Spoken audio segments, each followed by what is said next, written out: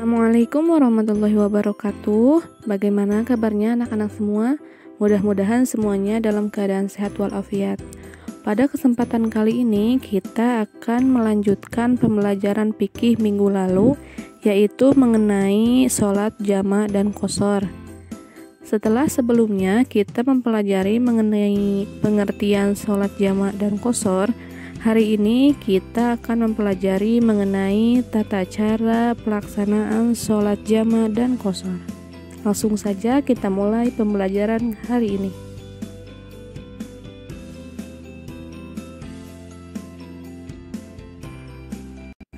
Sholat jamak dan qashar ini tidak bisa kita lakukan kapan saja ketika kita menginginkannya.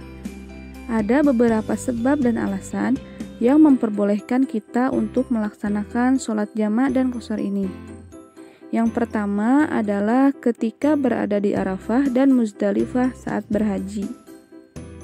Para ulama bersepakat bahwa menjamak sholat zuhur dan asar secara takdim dan maghrib dengan isya secara ta'khir merupakan sunnah. Hal ini merujuk kepada sunnah fi'liyah Rasulullah. Artinya Rasulullah juga melakukan sholat jamak ini ketika berada di Arafah dan di Muzdalifah. Yang kedua adalah ketika dalam keadaan safar. Safar di sini artinya adalah bepergian jauh. Jarak yang diperbolehkan kita untuk menjamak dan mengqashar sholat adalah 80 km. Yang ketiga adalah ketika kita dalam keadaan sakit. Walaupun dalam keadaan sakit, kita harus melakukan perintah Allah, terutama sholat. Walaupun sholat itu dilaksanakan dengan cara jamak dan qashar. Yang keempat adalah ketika keadaan hujan. Hal ini merujuk kepada hadis yang artinya Nabi SAW pernah menjamak antara sholat maghrib dan isya pada suatu malam yang diguyur hujan lebat. Hadis riwayat Bukhari. Hal inilah yang menjadi alasan bahwa menjamak sholat saat hujan lebat itu diperbolehkan. Hal yang kelima yang memperbolehkan kita untuk menjamak dan mengqashar sholat adalah saat dalam keadaan takut. Takut dalam masalah ini bukan takut seperti yang biasa kita alami oleh setiap orang. Akan tetapi, takut yang dimaksud adalah takut secara batin. Setelah tadi kita mempelajari sebab-sebab yang memperbolehkan kita untuk melaksanakan sholat jamak dan qashar, kali ini kita akan mempelajari tata cara pelaksanaan sholat jamak dan qashar. Yang pertama kita bahas adalah mengenai cara menjamak sholat. Seperti yang sudah kita ketahui bahwa sholat jamak itu terbagi menjadi dua. Yang pertama adalah jamak takdim, yang kedua adalah jamak ta'khir. Mari kita mulai dari tata cara pelaksanaan sholat jamak takdim. Jamak takdim adalah sholat jamak yang dilakukan pada waktu sholat yang pertama. Misalnya kita melaksanakan jamak sholat zuhur dan asar, maka sholat dilakukan pada saat zuhur. Begitupun dengan sholat maghrib dan isya, maka sholat dilaksanakan pada waktu maghrib.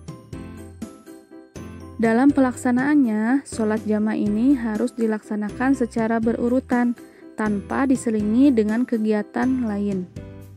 Adapun tata cara pelaksanaan sholat jamak antara zuhur dan asar secara takdim adalah sebagai berikut. Yang pertama adalah berniat sholat zuhur dengan jamak takdim. Apabila dilafazkan, bunyi niatnya adalah seperti ini. Usolli fardhu zuhri arba'a raka'atim majmu'am ma'al asri jam'a taqdimi lillahi ta'ala. Yang artinya, saya niat sholat zuhur 4 rakaat digabungkan dengan sholat asar dengan jamak takdim karena Allah Ta'ala. Yang kedua adalah takbiratul ihram. Yang ketiga adalah sholat zuhur 4 rakaat seperti biasanya. Yang keempat adalah salam. Yang kelima adalah berdiri lagi dan berniat sholat yang kedua atau asar. Apabila dilafazkan, bunyi niatnya adalah seperti ini. Usolli fardul asri arba'a raka'atim majmu'an ma'adz-dzuhri jam'a taqdimi lillahi ta'ala. Yang artinya, saya niat sholat asar 4 rakaat digabungkan dengan sholat zuhur dengan jamak takdim karena Allah Ta'ala. Yang keenam adalah takbiratul ihram. Yang ketujuh adalah sholat asar 4 rakaat seperti biasanya. Dan yang terakhir adalah salam. Itu adalah tata cara sholat jamak takdim yang dilakukan pada waktu zuhur. Selanjutnya kita akan mempelajari tata cara sholat jamak takhir. Sholat jamak takhir merupakan sholat jamak yang dilaksanakan pada waktu sholat yang kedua. Misalnya, jika kita melaksanakan sholat jamak takhir antara maghrib dengan isya, maka sholat dilaksanakan pada waktu isya. Adapun tata cara dalam pelaksanaan sholat jamak takhir antara maghrib dan isya adalah sebagai berikut. Yang pertama adalah berniat menjamak sholat maghrib dengan jamak takhir. Apabila dilafazkan, bunyi niatnya adalah seperti ini. Usolli fardal maghribi tsalasa raka'atim majmu'an ilal isya'i jam'a ta'khiri lillahi ta'ala.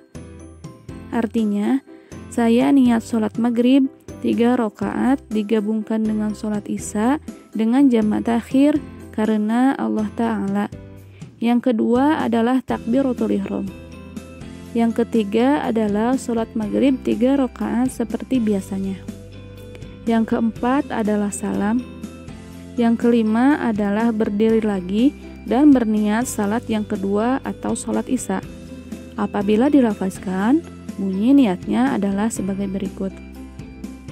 Usolli fardal isya'i arba'a raka'atim majmu'an ilal maghribi jam'a ta'khiri lillahi ta'ala. Yang artinya, saya berniat sholat isya 4 rakaat digabungkan dengan sholat maghrib dengan jamak takhir karena Allah Ta'ala.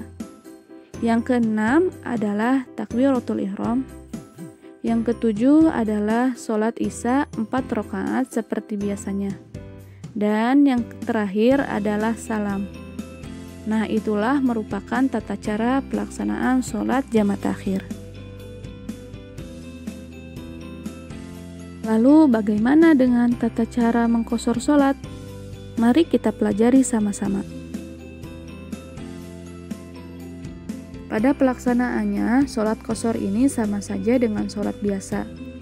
Hanya saja yang membedakannya adalah niat dan jumlah rakaatnya, di mana jumlah rakaatnya diringkas hanya menjadi 2. Adapun contoh tata cara pelaksanaan sholat zuhur yang diqashar adalah sebagai berikut.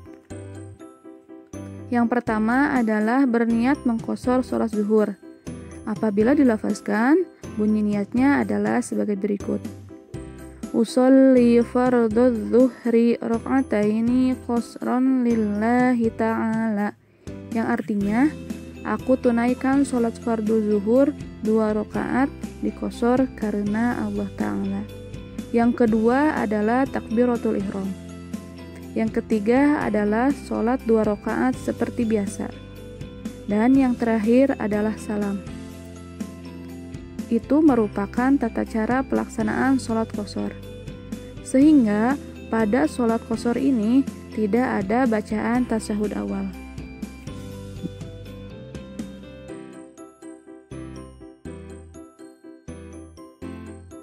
Alhamdulillahirabbil alamin, pembelajaran fikih kita hari ini sudah selesai.